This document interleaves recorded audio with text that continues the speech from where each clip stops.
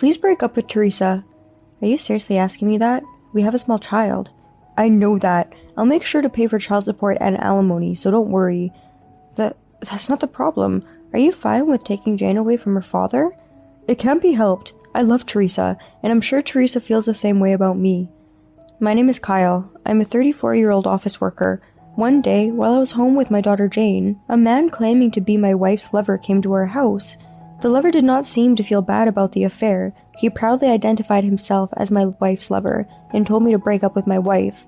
He told me he wanted to be with my wife, so I needed to divorce her. Your name is Thomas, right? You're still young, so you're probably just getting yourself worked up. You need to calm down and think things over. If you destroy someone else's family and end up with Teresa, you will only end up regretting it in the future. That's not true. I'm truly in love with Teresa. That's not the point. Even if you and Teresa are together now, she'll cheat on you someday. If that happens, you will be the one who gets hurt next. There is no way that Teresa would betray me. Don't say something like that just because you think someone is going to take your wife. I was thinking of Thomas when I said that. He did not seem to be affected by my words at all. Is he drunk on love? He was in his early 20s by the looks of him. His words give me an impression of elegance and seriousness. Perhaps he is a naive young man. However, if I divorce my wife, I would have to sue him to protect our daughter's life, even if it's only because my wife cheated on me. I understand what you're trying to say, but divorce is such a big deal. I can't make a decision on my own. I want to have a proper discussion with my family, so please wait a little longer before you come to a decision. I understand. Then please call this number when you make a decision. Thomas says this and hands me a business card. Does he know that by giving me this, it puts him at an advantage if I take him to court? After all, he is naive, or his love for Teresa seems to have made his vision extremely narrow. Of course, my anger towards Thomas, my wife's lover, is considerable. But what is more unforgivable is my wife, Teresa, who cheated and played with such a pure man like Thomas. That night, I decided to tell my wife that his lover visited our home. A man claiming to be your lover came to our house today. Is it true that you have been having an affair with a man at your office for a year? What are you talking about? Why would I have an affair? But he even gave me his name and wanted me to leave you. Would you do that to a person you have nothing to do with? Oh, maybe he's my stalker.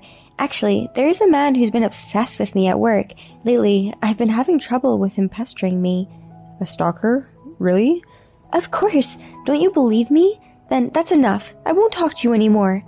Saying this, my wife quickly locked herself in the study, but I couldn't help thinking that my wife's behavior was an attempt to evade my pursuit. Then, about 3 or 4 hours after that, I started to take action to get evidence of my wife's infidelity. I wanted to see if there was anything left behind that could lead to evidence. First, I decided to examine the car my wife used to commute to work. Then, in the dashboard of my wife's car, I found a condom wrapper. And in the trash can at the foot of the back seat, a number of hardened, smelly tissues were found. I immediately took the evidence I found in the car and woke my wife up from her snoring sleep on the sofa in the study. What is this? I knew you were cheating on me. Shut up. I was just sleeping comfortably. I don't think this is the time to be sleeping. You were lying about being stalked. That man was telling the truth, wasn't he? I guess there's no use hiding it now. Yes, Thomas is my lover. What are you going to do now? Do you know what will happen since you did this? What's going to happen? Don't tell me you're going to divorce me. Do you think you'll be able to survive on your own if we divorce? You can't even clean a house. It's better than living with you for any longer. You and your lover are going to pay for this. Wait a minute. I'm sure you're not forgetting that Jane has a chronic illness, are you? Our daughter Jane has a congenital heart disease. Although her heart function has been restored to some extent through surgery, her body required regular hospital treatment and nursing care. I'm busy with my work, so my wife takes care of her. In view of the situation, my wife knew that I could not go through with the divorce for the sake of our daughter, so she was fine being unfaithful to me with a male subordinate. If you care about Jane, then stop making this a big deal. You just have to earn your money. With these words, my wife kicked me out of the study and locked the door. After being kicked out of the study, I went to my daughter's room where she was sleeping. I apologized to her over and over again, crying. I'm sorry. I'm sorry for being a weak father who can't do anything at a time like this. In the end, the day dawned without me getting a wink of sleep. 2 weeks later, I went to the hospital, a 40-minute bus ride from my home, to take my daughter to her regular doctor's appointment. I usually leave the care of my daughter to my wife, so the regular visits to the hospital were my role. Why did I go all the way to such a distant hospital? Because it is impossible to examine and treat my daughter's illness unless the hospital is well equipped to some extent. At that hospital, the outpatient reception area is divided into separate areas for each department. The waiting room for the pediatrics department and the waiting room for the obstetrics department were adjacent to each other. I was in the pediatric waiting room with my daughter, waiting to be called. I heard the door open and unconsciously looked in that direction and saw a familiar face peeking out of the OBGYN examination room. It was Thomas, my wife's lover. I was wearing a large mask and glasses to protect myself from hay fever, so he didn't seem to notice my presence. I wondered if I should run away from here or not, but as I looked at Thomas for a while, he looked concerned about something and was like he was about to start crying. I didn't know why I did it, but I ended up saying to him, "What's wrong?" "What? Teresa's husband?" "I'm sorry, I probably shouldn't be talking to you at a place like this. I'm just concerned that you look like you're in a lot of pain." "It doesn't concern you. Please go away." "Then, do you want to go to a cafe once the checkup for my daughter is finished? It should be over soon, so if you can just wait a bit." "What?" Thus, we went to the cafe attached to the first floor of the hospital. Thomas was suspicious that I, who was supposed to be his enemy, had invited him for coffee. "What are you doing? Why did you invite me for coffee?" "There's no big reason. I was just a little curious because you look so worried." "What? I'm not feeling anything. Please don't judge people's feelings like that." "I see. I thought maybe Teresa was pregnant, and you were at a loss." "No, it's not that." "Teresa's pregnant. Are you sure it's your child?" "Yes. Teresa is the only woman I've been with. I came to the hospital today and asked the doctor about the results of the tests. But what are you going to do by asking such a thing from me?"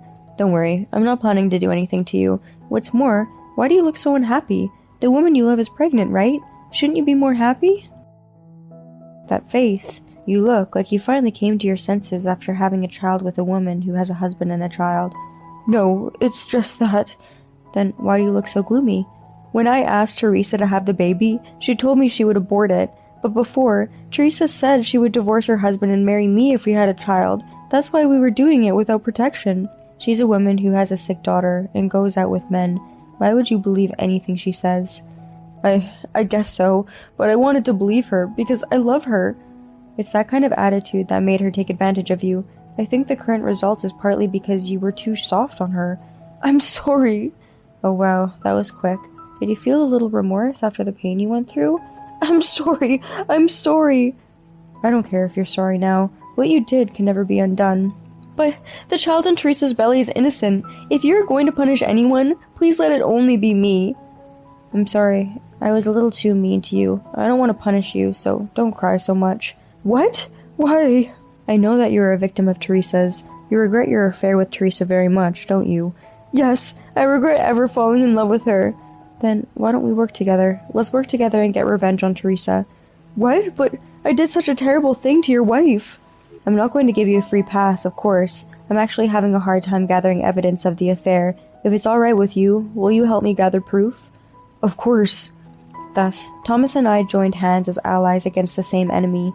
Saying that makes me sound like a saint, but in reality, it was based on a calculating plan to use him to hunt down my wife. However, after meeting and talking with him many times for the sake of overthrowing my wife, I have gradually come to understand that he is not a bad person. In fact, he is 23 years old and just graduated from college last year. In addition, he had been in a boys' school all his life, and Teresa was the first time he had been with a woman. In other words, because of his lack of experience with women, he just happened to fall for the wrong woman. Of course, he is responsible for this, but it is my wife, Teresa, who is really to blame. Thomas says he wants to take in my wife's baby and raise them. I tell him that it is a hard thing to do, but he does not listen. He's going to be responsible for raising the child from now on, but it is too much to ask a young child to bear a greater burden. Anyway, after that, we worked together to compile evidence of my wife's infidelity. We decided to put all the evidence in front of her. My wife had no idea that Thomas and I were in cahoots. She looked surprised when we approached her. "This is crazy. Why are you two..." "Yesterday's enemies are today's friends. Don't think we'll be dancing in the palm of your hand forever. I've reported this to your parents, so look forward to it." "Don't be silly." A few months later, my wife was summoned by her parents and was disowned. She was receiving financial support from her parents without my knowledge. Apparently, my wife was using that money to go out with Thomas. When my parents-in-law found out the truth, they said, "We will never help Teresa again." What in the world is Teresa going to do now that she's pregnant? By the way, her pregnancy was too far along for an abortion. As for me, I have my daughter's future in mind. I have no intention to help my wife. I have asked my wife for $50,000 as compensation for the affair. I also succeeded in getting $1,200 per month in child support. My wife also agreed to give custody of her baby to Thomas once it is born. She will also have to pay child support then. Her own savings from before her marriage ran out, so she was out looking for a job. It's been about 3 years since then. My relationship with Thomas continues unchanged. When we first met, he was naive and somewhat unreliable. He now takes good care of his son, and I have helped him become a reliable father. When I can't go to the hospital for work, he accompanies my daughter to the hospital instead. He has helped me in many ways. Thank you for watching. We hope you enjoyed it. We look forward to seeing you again. Please subscribe to our channel.